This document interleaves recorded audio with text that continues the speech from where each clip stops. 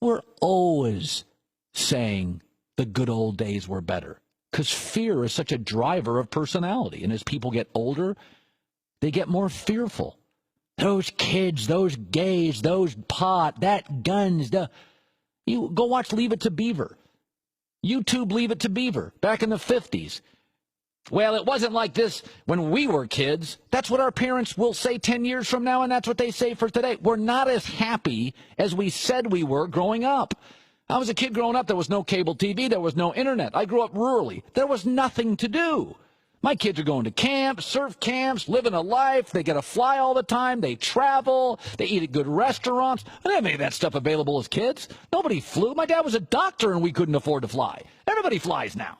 More airlines, more restaurants, more resorts, more fun, travel's better. You can get a newspaper. So here's a great example.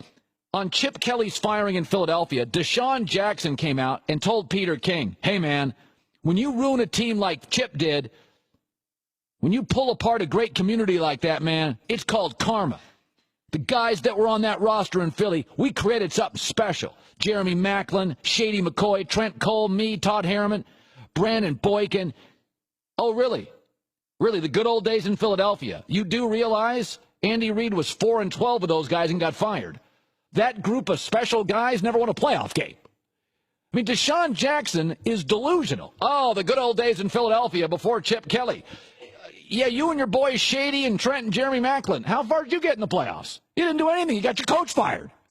You got your coach fired because you underachieved, because everybody thought you were great. Remember that team everybody in Philadelphia 6 years ago said, oh, my God. They brought that Raider corner over, that tall Raider cornerback over. Yeah. What was his name again? Nnamdi Asomugha. Yeah. I mean, that team was the best ever. Oh, my God. How many playoff games they win? You guys that thought you were so special, you got Andy Reid fired, and he now won 10 straight games in Kansas City. Remember Vince Young called it, oh, it's the dream team. You got your coach fired because you underachieved. And now Deshaun Jackson's like, yeah, Chip Kelly ruined that. That was a special group of guys. Who got a coach fired? Who got his assistants fired? Who got his coordinators fired? Who got a general manager fired? It wasn't that special. Whenever I hear people say that, man, I miss the good old days. Remember, think about phones, Christine. Think about phones. In 1985, when you call somebody now, Christine, you call somebody specifically. In 1985, and you called a house, you didn't even know who's going to answer the phone. You could have had your girlfriend. It was dad. It was the weird brother who scratches himself all day. It was the alcoholic mother. You didn't know who was picking up the phone. Now you just call somebody specifically. When I was a kid growing up, you just called a house and you prayed the goofy dad and the weird mom and the bizarre son didn't pick up when you wanted to talk to your girlfriend. Remember this years ago? I mean, even 10 years ago, 15 years ago, 1998, 1999. If somebody in the house was on AOL, on a chat room, you couldn't reach the house. Remember the sound effect? It took like a minute and a half for the computer to hook up, the AOL. And remember this? You try to get on. And that was the best. For the record, this meant it was a successful hookup. This sound meant we're in the money.